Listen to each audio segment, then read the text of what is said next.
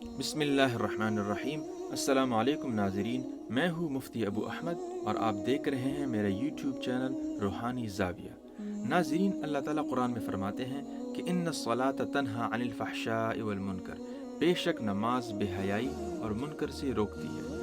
اسی طرح روزے کا مقصد قرآن کے مطابق حصول تقوی ہے، لیکن ہم یہ دیکھتے ہیں کہ نماز اور روزے کے اہتمام اور اسلامی تعلیمات پر عمل کے باوجود ہم اپنی زندگی اور شخصیت میں مطلوبہ تبدیلی نہیں لا پا رہے۔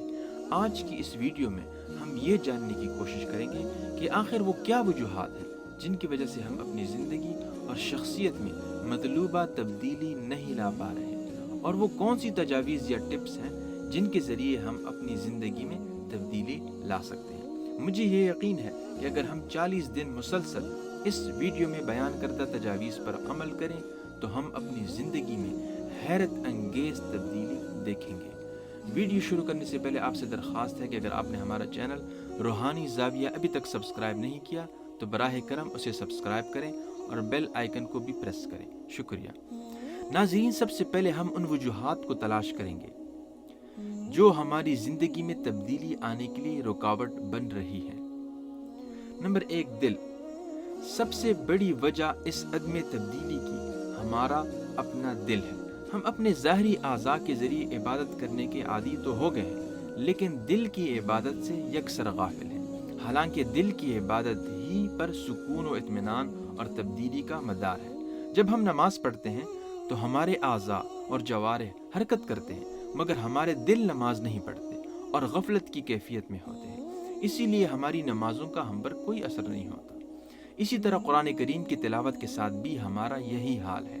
ہماری ہونٹ حرکت کرتی ہے اور ہماری آواز بلند ہوتی ہے، مگر ہمارے دل دنیا میں گھوم رہے ہوتے ہیں۔ تلاوت کے وقت ہمارے دل ہمارا ساتھ نہیں دے رہے ہوتے۔ یہی حال دیگر عبادات کا ہے۔ حاصل کلام یہ کہ ہمارا دل غفلت کا شکار رہتا ہے، اور دل کے غفلت کی وجہ دل کا دنیاوی تفکرات اور دلچسپیوں سے بھرا رہنا ہے۔ خاص طور پر اس ڈیجیٹل دنیا کے دور میں ہمارا ذہن اور ہمارا دل ہر وقت معلومات اور واقعات کی بارش سے اس دنیا کے تفکرات میں ڈوبا اور بھرا رہتا ہے۔ جس طرح ایک برتن جو کہ پہلے سے بھرا ہوا ہو، اس میں آپ مزید کوئی چیز نہیں ڈال سکتے، اسی طرح جب ہمارا دل دنیاوی تفکرات سے بھرا ہوا ہوگا تو اس میں عبادت کا نور آسانی سے داخل نہیں ہو سکے گا۔ دوسری وجہ ہماری عبادات کی کوالٹی اور کوانٹٹی ہے۔ ہماری عبادات کی ادائیگی کا معیار اور کوالٹی وہ نہیں ہے جو کہ مطلوبہ تبدیلی کے لیے ضروری ہے۔ مثلا حدیث میں احسان کی تعریف یوں کی گئی ہے کہ آپ اللہ تعالیٰ کی عبادت اس کیفیت کے ساتھ کریں جیسا کہ آپ اللہ تعالیٰ کو دیکھ رہے ہیں، اور یقیناً ہماری عبادات احسان کی اس کیفیت سے خالی ہے۔ اسی طرح نماز کی ادائیگی کے جو سنن و آداب مذکور ہیں، ہم پوری طرح سے ان کا لحاظ نہیں کر پاتے۔ عبادات کی مطلوبہ کوالٹی نہ ہونے کے ساتھ ساتھ ہماری عبادات کی کوانٹٹی بھی مطلوبہ معیار کے مطابق نہیں۔ مثلا ذکر الہی کے بارے میں تاکید ہے کہ ہم کثرت سے ذکر کریں، لیکن ہم یہ دیکھتے ہیں کہ ہماری زندگیاں عموماً ذکر الہی کی کثرت سے خالی ہیں، اس کے برعکس دنیا کے ذکر کی کثرت میں مبتلا ہے۔ نمبر 3، ہماری زندگی میں تبدیلی نہ ہونے کی تیسری بڑی وجہ گناہوں کا ارتکاب اور ان کی نحوست ہے۔ اس میں کوئی شک نہیں کہ ہم جو بھی عبادت کریں اس کا کچھ نہ کچھ اثر ضرور ہوتا ہے، لیکن گناہوں کا مسلسل ارتکاب اس اثر کو فوراً زائل کر دیتا ہے۔ مثلا گرمی کے موسم میں اگر آپ کے کمرے میں ایئر کنڈیشن لگا ہو، لیکن کمرے کا دروازہ اور ساری کھڑکیاں بھی کھلی ہوں، تو ایئر کنڈیشن کے باوجود بھی آپ کا کمرہ ٹھنڈا نہیں ہوگا، کیونکہ گرم ہوا دروازے اور کھڑکیوں کے ذریعے مسلسل اندر آ رہی ہے۔ اسی طرح گناہوں کی نحوست ہماری نیکیوں کو اثر انداز نہیں ہونے دیتی۔ نمبر 4، چوتھی بڑی وجہ ہمارا ارد گرد کا ماحول اور ہماری صحبتیں اور مجالس ہیں۔ انسان کے ذہن پر اس کے ماحول اور صحبت کا گہرا اثر ہوتا ہے۔ اگر ہمارا ماحول اور ہماری صحبت اور مجلس، چاہے وہ ان پرسن ہو یا ورچوئل یا آن لائن، وہ ایسی ہو کہ ہمارے دل کو آخرت سے غافل کیے رکھے، تو اس کی وجہ سے بھی ہماری زندگی میں حقیقی تبدیلی نہیں آ سکے گی۔ اس کا حل کیا ہے؟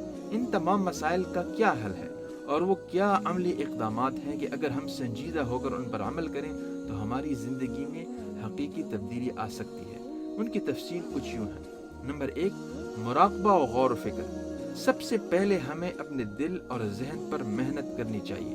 اس کے لیے ضروری ہے کہ ہم روزانہ چند منٹ نکال کر خلوت و علیحدگی میں بیٹھ جائیں اور اس بات پر غور کریں کہ ہماری زندگی کا مقصد کیا ہے اور ہم نے اب تک اس کے حصول میں کیا ایفرٹ کی ہے۔ موت کی آمد قریب ہے اور ہم نے موت کے لیے کیا تیاری کی ہے۔ یہ سوچیں کہ اگر ابھی اسی وقت موت آ گئی تو کیا ہم اس کے لیے تیار ہیں یا نہیں۔ یہ روزمرہ کی چند منٹ کی مشق ہمارے دل اور ذہن کو بدلنا شروع کر دے گی۔ نمبر 2، مسجد اور نیک لوگوں کی صحبت۔ دوسرا عملی اقدام یہ ہے کہ ہم کوشش کریں کہ روزانہ ہمارا کچھ وقت نیک صحبت اور اچھے لوگوں میں گزرے۔ مسجد کو روزانہ وقت دینا بھی اسی سلسلے میں معاون ہوگا۔ اگر نیک لوگوں کی صحبت میسر نہیں تو نیک لوگوں کی سیرت کو پڑھیں اور ان کی باتوں کو سنیں۔ قرآن کریم میں اللہ تعالیٰ فرماتے ہیں کہ اے ایمان والو، اللہ تعالیٰ سے ڈرو اور سچوں کی صحبت میں رہو۔ اس سے معلوم ہوتا ہے کہ نیک لوگوں کی صحبت حصول تقوی میں بہت معاون ہے۔ نمبر 3، تیسرا کرنے کا کام یہ ہے کہ ہم روزانہ قرآن کریم کو ترجمہ کے ساتھ تدبر کر کے پڑھیں۔ قرآن کو یہ سمجھ کر پڑھیں کہ یہ اس ذات کا براہ راست کلام ہے جس نے اتنی بڑی کائنات بنائی ہے۔ اس سے اللہ تعالیٰ کی عظمت اور اس کی محبت ہمارے دل میں بیٹھ جائے گی، اور جب آپ کسی سے محبت کرنے لگتے ہیں تو اس کی ہر بات ماننی آپ کے لیے آسان ہو جاتی ہے۔ نمبر 4 یہ کہ ہم پوری کوشش کریں کہ اپنے آپ کو گناہوں سے بچائیں۔ اس کے لیے خاص طور پر اپنی آنکھ، زبان اور کان کی حفاظت کریں، کیونکہ یہ تینوں دل کے دروازے ہیں اور ان پر پہرا بٹھا کر ہم اپنے دل کی حفاظت کر سکیں گے۔ نمبر 5، ذکر کی کثرت۔ ہم اللہ تعالیٰ کی یاد کی کثرت کریں۔ ذکر کا نور ہماری دل کی تاریکی کو آہستہ آہستہ ختم کر دے گا اور دل کی روشنی ہمارے زندگی میں مطلوبہ تبدیلی لانے میں بہت مدد دے گی۔ نمبر 6، دعا کی کثرت۔ ان تمام باتوں پر عمل کی محنت کے ساتھ ساتھ ہم اللہ تعالیٰ سے دعا کی کثرت کریں کہ وہ ہمیں توفیق دے اور استقامت عطا فرمائے۔ مجھے یہ یقین ہے کہ اگر ہم ان سب باتوں پر پابندی سے عمل کرنا شروع کریں تو 40 دن کے اندر ہم اپنی زندگی میں حیرت انگیز تبدیلی دیکھ سکیں گے۔ اگر آپ کو یہ ویڈیو پسند آئی ہے تو ویڈیو کو لائک کریں، اور اگر آپ کے ذہن میں کوئی بھی سوال ہے تو کامنٹس باکس میں آپ سوال کر سکتے ہیں۔ ہمارے چینل کو سبسکرائب کریں اور اس علم کو دوسروں تک پہنچانے کے لیے شیئر کریں۔ شکریہ۔